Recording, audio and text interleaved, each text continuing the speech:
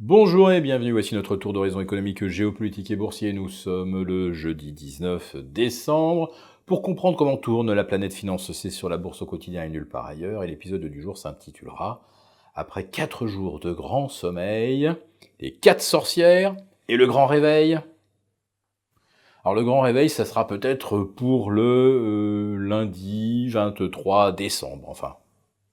J'y crois peu, j'y crois guère, mais vu que l'on nous aura placé le marché sous camisole algorithmique déjà depuis lundi 10h, et depuis donc 3 jours et quelques heures, nous sommes totalement enfermés dans un corridor 5960, 6000 sur le CAC 40, donc moins de 1% de volatilité, et c'est exactement la même chose à Wall Street, sur le S&P, sur le Dow Jones. Alors sur le S&P, c'est proprement hallucinant. Vous allez voir le S&P, alors qui bat certes des records, mais qui améliore chaque fois son record de 1 demi-point d'indice, c'est-à-dire c'est du 2,0 derrière la virgule en termes de variation, puisqu'on a eu 3197,7, puis 3198,20 et 3198,5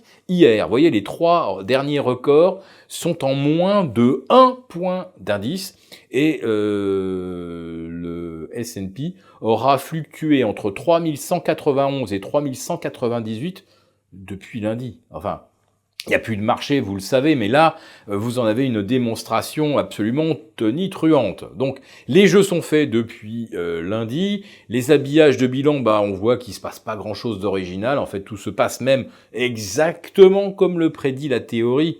Enfin, une théorie qui est elle-même tirée de l'observation de ce qui s'est passé lors des belles années précédentes, 2015, 2016, 2017, et puis il y a eu l'accident 2018, mais qui est lié uniquement à une stratégie de la Fed ou de la BCE qui pensait qu'on pouvait éventuellement normaliser. Donc, exception faite de 2018, tous les habillages de bilan se sont déroulés exactement sous le même schéma que l'on retrouve donc aujourd'hui. C'est ce à quoi d'ailleurs je vous préparais en vous disant ils vont arracher tout ce qui a surperformé cette année et ils vont vendre tout ce qui a sous-performé, et on retrouve aujourd'hui à nouveau dans les plus fortes baisses Thales, Renault, Publicis, etc. C'est vraiment là, on va dire, du classique de tous les classiques.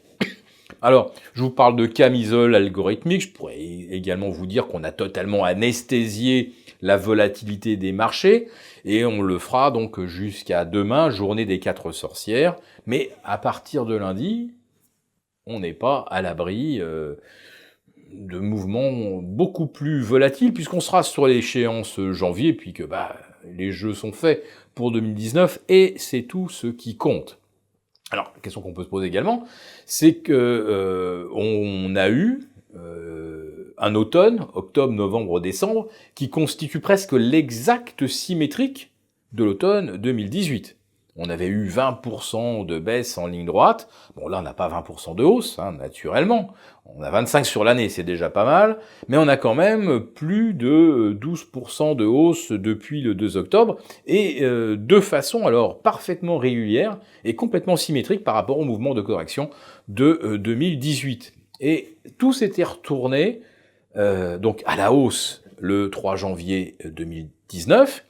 Et est-ce qu'on ne va pas assister à un début d'année 2020 tonitruant, parce que bon, tout le monde se replacera, puis on vous balancera n'importe quelle fable ou conte pour adultes, en vous expliquant qu'il y a 15 ou 20% à gagner en 2020, qu'on s'était trompé en étant beaucoup trop conservateur en 2019, et qu'on était encore très conservateur pour 2020 en pensant qu'il y avait 5 ou 6% de potentiel. Non, on va vous inventer toutes les raisons pour vous faire croire qu'au contraire c'est du 15 ou 20, et puis là, d'un seul coup, ça risque de se retourner. C'est un petit peu le scénario que j'anticipe quand je vois qu'aujourd'hui le consensus haussier est aussi univoque, et que l'appétit pour le risque est aussi général et illimité. On a aujourd'hui un VIX en dessous de 12. Alors bon, c'est pas le plus bas historique, mais je le répète, entre un niveau qui est extrêmement complaisant, mais également des ventes à découvert de risque, ça c'est autre chose, on vend des options sur le VIX, là, on est au maximum de ce qu'on n'a jamais vu en termes d'appétit pour le risque. Donc, un marché totalement univoque, généralement, il se retourne. Alors, vous nous direz, oui, mais ce n'est pas un marché. Oui, vous nous dites assez. Bon, en tout cas, il n'y a pas que les actions, il y a aussi les obligations.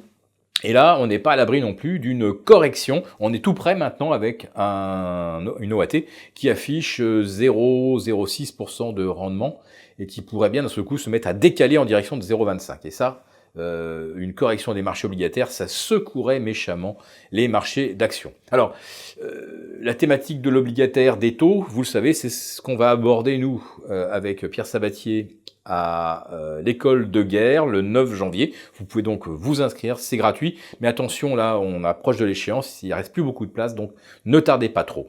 Si cette vidéo vous a plu, n'hésitez pas à nous mettre un pouce. Et pour ceux qui veulent participer au live, et demain il y aura un grand live à partir de midi, n'hésitez pas à vous abonner pour la bourse au quotidien. Je vous dis à demain.